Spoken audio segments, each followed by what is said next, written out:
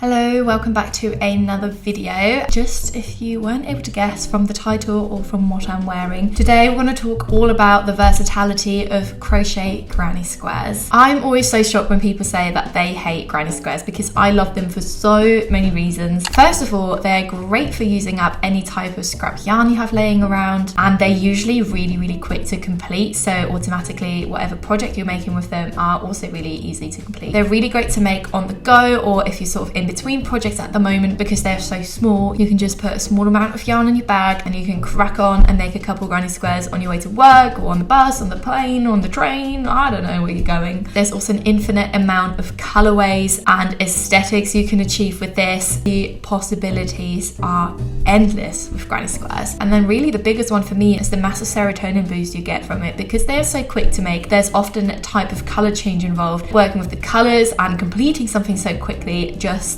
gets my brain going. Also, when you're working on a bigger project, like for example if you're making a jumper like this, it is almost addictive working up your squares until you reach like a certain amount to create a sleeve or to create a turtleneck, and it really gets you motivated to finish a project. I really do love like the classic granny square as I'm wearing here, but there are so many incredible other options out there, which I've actually made part of my sort of goals for 2024 is to explore those options a bit more and to learn new granny square techniques. If you do want to start out or you want to learn the very simple and classic granny square, then I would definitely recommend following that pattern. Otherwise, there are so many like incredible resources out there, it's almost a bit overwhelming. Now, I do really love going through Pinterest to find like random squares and charts and stuff like that. So as I'm sharing a lot of these projects, keep in mind that they don't have to stick to just the classic square. I think where you can get really creative is obviously your choice of colors, but also to follow a pattern mainly based on the construction of the piece, and then just to integrate whatever square you've chosen. I think that's such a good way to create a really unique piece. What I've mainly done, like I said, is based on the original type square. So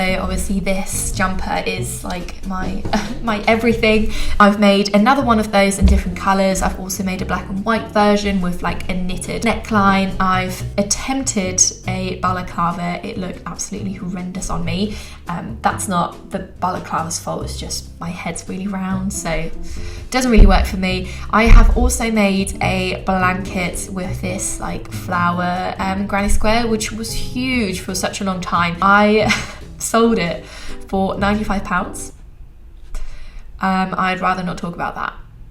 So let's move on. The first thing I want to share is very obvious based on what I'm wearing, and it is to make jumpers and cardigans. Now, these I think look really effective, really amazing. If you're into big and chunky crochet projects, you need to make one of those because they are so simple and easy to construct. I really love like the versatility of the yarns you can use. So you can create something soft and feminine by using mohair, or you can create something very bold and bright with just like acrylic or cotton yarn. Also, you don't have to stick to making everything with granny squares. I love the idea of making just plain sleeves or integrating granny squares into like a more general like jumper. Obviously the Miu Miu jacket is absolutely incredible, but it just shows how granny squares can be utilized to just give it a bit of like a pop and to just enhance like a very basic project. This is a really great example for showcasing that you don't have to stick with the like general granny square. I think this one is a bit more of a rounder sort of flower sun type motif, but honestly, let me tell you, just try making one of these. You will realize how easy they are to make. Obviously making all those granny squares is going to take a really long time, but once you've made one, it will always look silly to make anything else into a jumper because these are so quick to construct. Now, I've got a couple patterns for you. If you are looking to make a cardigan, then this one is absolutely amazing. I love how they changed it up a little bit to create like a rounded edge. So instead of making a square for your neckline, you're making a triangle. Of course, if you want to make more of a square neckline and you feel confident enough to change up the pattern, you can just put squares there instead. But just so simple, so sleek, and it's also really nice that they've added like a border around the edge to, I don't know, make it a bit more like substantial, I guess. Also, if you are interested in making this type of like tank, which you can very easily turn into a jumper by adding sleeves onto it, then this Feel Good granny square tank pattern will be perfect for that. They also then show you how to add like a turtleneck. I have actually posted a tutorial based on how to make this jumper on my YouTube, so I will link that below if you are interested in that as well. In that video I'm just showing you how to construct and how to attach everything in literally one piece. So yeah, if you fancy that, do check it out. The next one is to create a crochet vest, and these again are so versatile, whether you make a vest out of multiple smaller squares, whether you make it high neck or you create straps, or you just create one large square to basically make the front and the back of your top. So many options, and really they cater to whatever style or piece you like wearing. Like I said, it blows my mind when people say they don't like granny squares, because I genuinely think they are timeless. Like, people have been making and wearing this back in the 70s and 60s, so they will not be going anywhere. I have actually made a dedicated video on this Miu Miu vest because I was so obsessed with this for so long whenever I saw it on my Pinterest, and then I found the pattern for it, not just for that one vest but for all of the vests that Miu Miu was selling.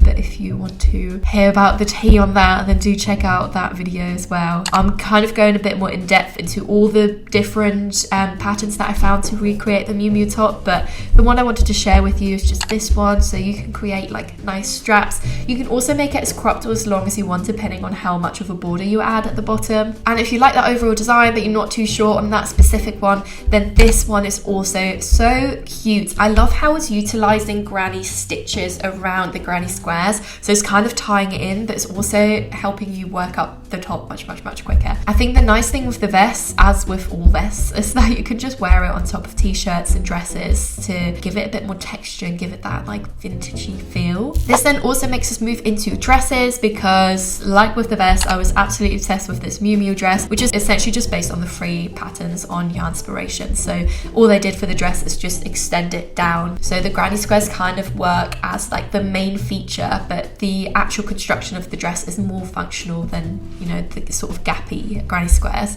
Again, like with the vest, you can make as many tiny little squares or as many big ones to construct a nice dress. I just think this is so nice in the summer to wear. Obviously, if that is the intent, then I would definitely recommend using cotton yarn. Do not make a summer dress with acrylic. I've tried it and it did not work. A free pattern that I found and wanted to share with you is actually this one. It's very different to sort of the inspiration we were looking at, but I love how they're using the squares as a top panel, as a bottom panel, and then you have like the main body and the straps. It is just so nice, like so Y2K. It's also very 70s, and if I saw someone at the beach wearing that, I'd be so jealous. Like I want that. Then in a very similar vein, we have skirts and trousers. Now trousers I've never actually tried myself. I want to say they're a bit harder, but I have seen a lot of shorts that you can make, so again for the summer, perfect. Skirts are probably very simple if you're just looking for like a drawstring type skirt. I think these are so cute, and actually these, you know, if you wear them with tights underneath, they don't just have to be for the summer. You can also wear them in the winter, obviously depending on like the color scheme you go for. Luckily, I found a free pattern which is very similar to some of the dresses we were looking at for like a granny square set, but obviously the skirt in this you can just make by itself. I might even want to say for like wedding season, that would be such a cute thing to wear. This also reminds me, I didn't really mention it, I find granny squares to be incredibly beginner friendly, and if you're a beginner like how I was when I was a beginner, I just wanted to make clothing pieces and stuff that I can wear immediately. I was incredibly impatient and didn't just want to make like random swatches and scarves that were really boring to make. But the granny squares itself are really easy to make, and because they're so repetitive, it's very easy for you to just remember how to make them. You don't constantly have to follow a pattern. And then a lot of these projects, like the jumpers, the vests, even the skirts, when you're adding a drawstring,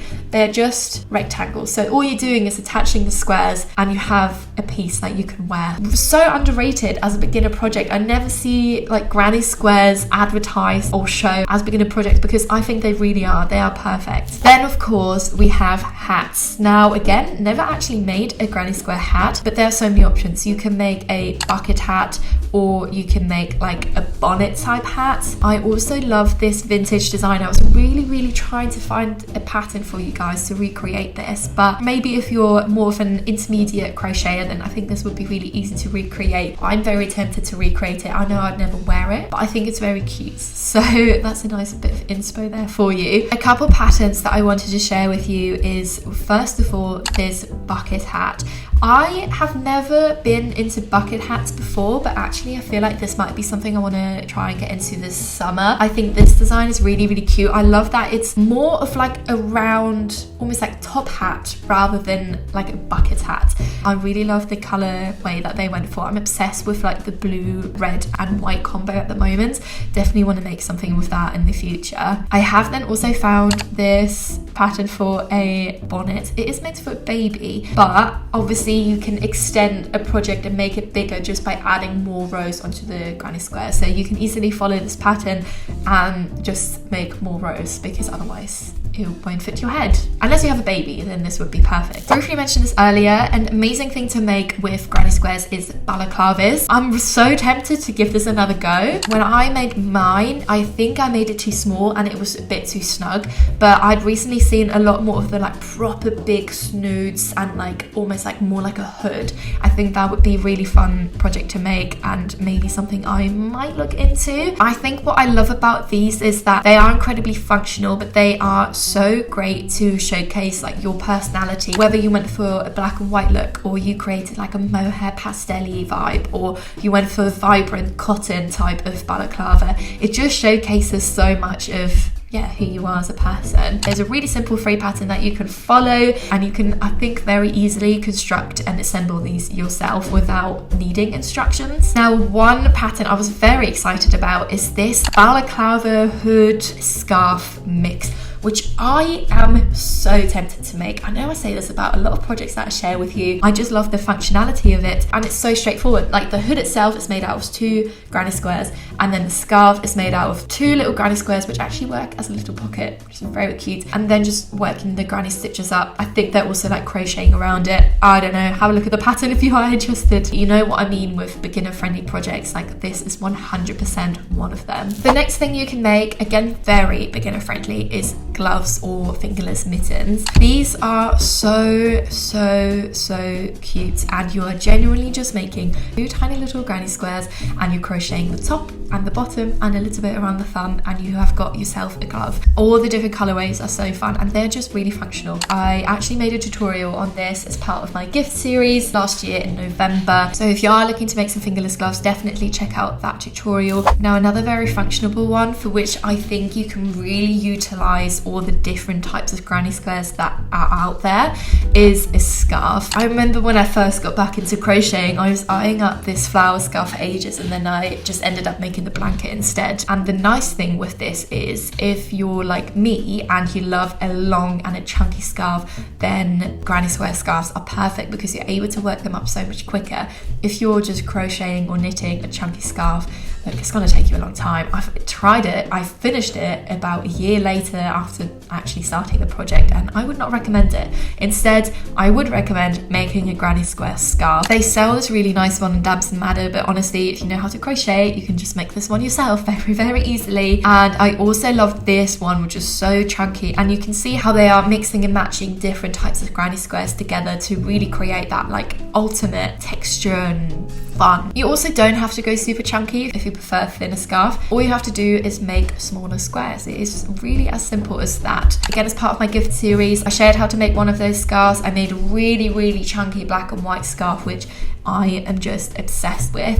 But if you are interested in maybe something a bit more textural, a bit more colourful, then this free pattern will be great for you. It's a really long scarf again, but they've added a few different features by crocheting around the edge and also by adding some tassels. And the last accessory I want to mention is bags. And these are really great projects because they are so adaptable to like the function of the bag you want it to be. So you can make like a market bag, you can make a tote bag, you can make a tiny little handbag. Genuinely, any type of bag you can think of, you can probably make that with a granny square. One big thing I would say if you are crocheting a granny square bag, or that is just crocheting bags in general, is to use cotton yarn, just because you need that hold. If you're making it with acrylic yarn, which again, I've done that before, everything would just like kind of sink in and there won't be enough hold. So definitely go with cotton yarn for these. Some of these bags are very self-explanatory, like this one is just 2 squares combined and a little strap added. So in terms of patterns, I really just wanted to share these little square tote bags, which I think would be a nice starter if you've never made a bag before, just to add a few granny squares together and to add a strap.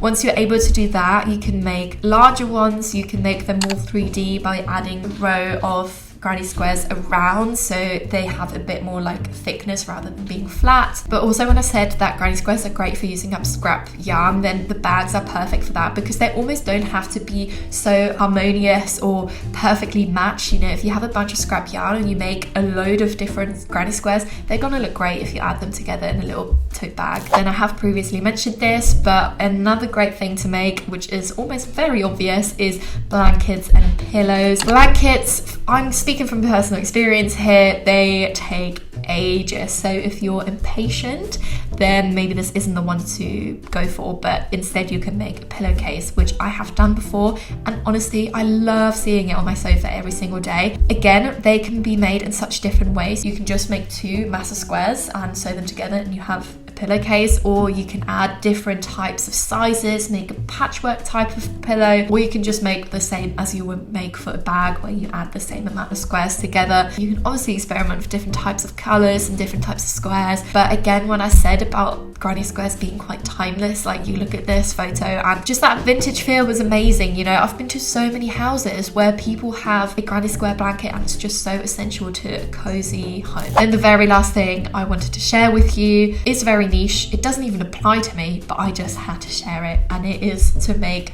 pet clothing. I don't own a pet, I don't have a dog or a cat, but if I did, I would 100% be making them one of these little jumpers. Damps and Maddit again are selling these at the moment, and they are just so cute. I have actually found a free pattern that you can use if you are interested and you think your dog would thrive in this. I think actually using a pattern for this is quite helpful, because I don't know much about pet clothing constructions, so if I was to make this, I would actually follow this just so I could get the dimension right and know exactly where to attach the squares. I feel like I would never take it off my dog. Another thing that you can make, which I don't have a pattern for, but I feel like it is very straightforward, is to make little bandanas for your pet. So instead of making a square, you can make a triangle, and you can just add like a cord around it so you can attach it to your pet. I think that would be really, really cute, and in fact I want to get a dog just for that, really, which isn't a good reason to get a dog. That is everything I wanted to share with you for this video. Hopefully, if you started watching this video being a granny square hater, I was able to somewhat convince you and show you the versatility of granny squares and all the different projects that you can make. There really is something out there for everyone, so hopefully I was able to share some inspiration with you. 100% I will be adding the hood scarf combo to my list of makes, and just in general I know I will be making more granny squares. Definitely want to experiment more with different designs and maybe some lacy ones or some different flowers and stuff like that. But yeah, I really hope you enjoyed this video, and I will see you next time. Bye.